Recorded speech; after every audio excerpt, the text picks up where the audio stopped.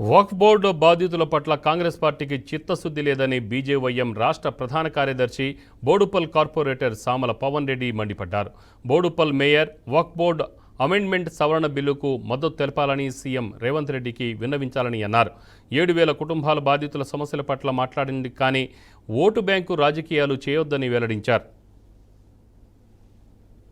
Janata party Boduppal శాఖ తరఫున press మీట్కి ఆహ్వానించగానే వచ్చినటువంటి ప్రింట్ మీడియా మిత్రులు మరియు ఎలక్ట్రానిక్ మీడియా మిత్రులందరూ కూడా స్వాగతం తెలియజేస్తూ అందరికీ నమస్కారం.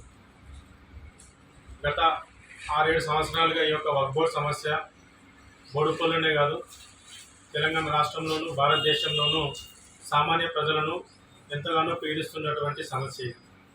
మీ అందరికీ తెలుసు, భారతీయ జనతా పార్టీ ఈ వక్ఫ్ బోర్డు సమస్య గురించి జేఏసీ ఏర్పాటు చేసినప్పుడు ఏ పార్టీ కూడా కష్టపడనంత, ఏ పార్టీలో వాళ్ళు కూడా ఇన్వాల్వ్ అవ్వనంత భారతీయ జనతా పార్టీ కార్యకర్తలు ఆఖరికి నిరాహార దీక్షలు కూర్చొని కూడా మా అధ్యక్షుడు ఇంకా చాలామంది జిల్లా నాయకులు కూడా మద్దతు పలికినాం.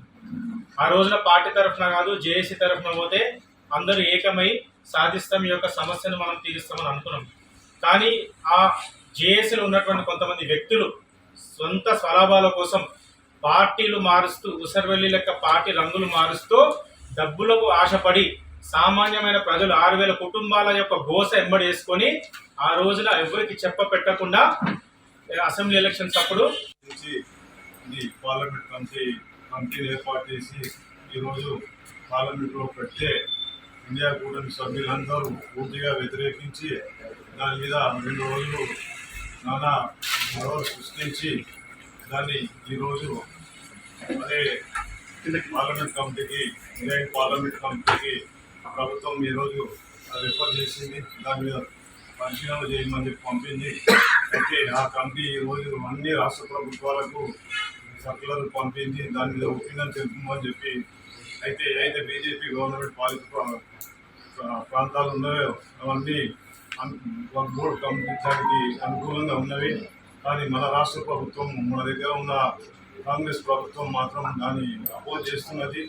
దానికి ఓవైసీ గారు దానికి పూర్తి మద్దతు, రాష్ట్ర ప్రభుత్వం మద్దతు తెలిపి దాన్ని అపోజ్ చేస్తున్నది. ఇదే మేయర్ గారు ఏదైతే జాయింట్ పార్లమెంటరీ కమిటీ సభ్యులు బీపీ అరుణ గారి దగ్గరికి పోయిందో, ఈయన దగ్గరికి పోయే వాళ్ళు ప్రభుత్వం వాళ్ళది ఉన్నది, రాష్ట్ర ప్రభుత్వం వాళ్ళ దగ్గర ఉన్నది. పోయి సీఎం దగ్గర కూర్చొని బాధితులందరి దగ్గర తీసుకొని పోయి సీఎం దగ్గర కూర్చొని ఏదైనా చేసి ఒత్తిడి చేస్తే బాగుంటుందేమో. కానీ మీరు ఆల్రెడీ అనుకూలంగా ఉన్న ప్రభుత్వం దగ్గర పోయి మీరేం చేసినట్టు ప్రజలను నమ్మించినట్టు చేసి కూడా అది కరెక్ట్ కాదనిపిస్తుంది. మీరు నిజంగా చిత్తశుద్ధి ఉంటే, ప్రజలకు నిజంగా న్యాయం చేయాలనుకుంటే, బాధితులకు న్యాయం చేయాలనుకుంటే మీరు